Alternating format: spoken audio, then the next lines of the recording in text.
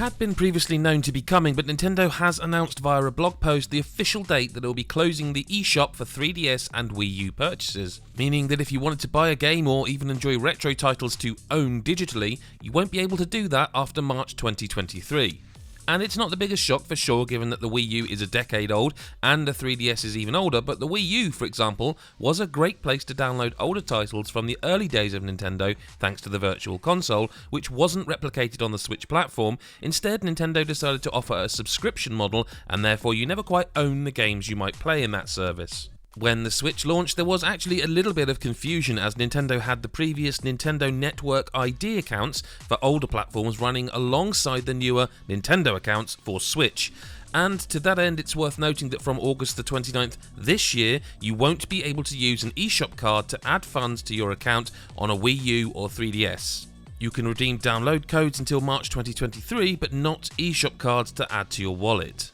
What's particularly confusing about all of this is that in a Q&A section about this closure, there was a section about Nintendo's obligation to preserve classic games by making them available for purchase, and this entire section has now been removed from the site. Nintendo says it currently has no plans to offer classic content in other ways to the Nintendo Switch Online subscription, and with the news that the new Mario Kart 8 tracks are coming and will be free if you're a member of the Expansion Plus tier of subscription, it's hard to see Nintendo changing those plans anytime soon. One small positive though is that if you have already purchased products for those systems digitally, you'll be able to re-download them even after March 2023.